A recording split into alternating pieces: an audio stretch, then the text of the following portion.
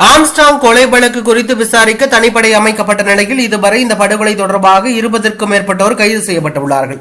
மேலும் இந்த வழக்கில் தேடப்பட்டு வரும் ரவுடி சம்போ செந்திலின் கூட்டாளியான மொட்டை கிருஷ்ணன் என்கின்ற வழக்கறிஞர் இந்தியாவிலிருந்து தப்பி வெளிநாடு சென்று உள்ளதால் அவருக்கு லுக் அவுட் நோட்டீஸ் பிறப்பிக்கப்பட்டுள்ளது.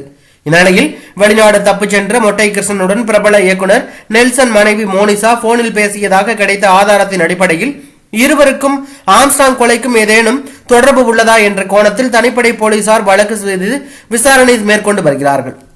இந்நிலையில் இதனைத் தொடர்ந்து மோனிசா வங்கி கணக்கிலிருந்து மொட்டை கிருஷ்ணனின் வங்கி கணக்கிற்கு 75 லட்சம் ரூபாய் பரிமாற்றப்பட்டுள்ளதாக தகவல் ஒன்று பரவிய நிலையில் இதற்கு மோனிசா தரப்பிலிருந்து இது முற்றிலும் ஆதாரமற்ற தகவல் என்றும் இது பொய்யான தகவல் என்றும் அனைத்து பகுதிகளில் இருந்தும் இது நீக்கம் செய்ய வேண்டும் என்றும் வழக்கறிஞர் மூலம் விளக்கம் கொடுத்திருந்தது. இந்நிலையில் இது ஒருபுறம் இருக்க தற்போது ஆம்ஸ்ட்ராங் கொலை வழக்கு தொடர்பாக இயக்குனர் நெல்சனிடமும் தனிப்படை போலீசார் விசாரணை மேற்கொண்டு வருவதாக தகவல் வெளியாகியுள்ளது.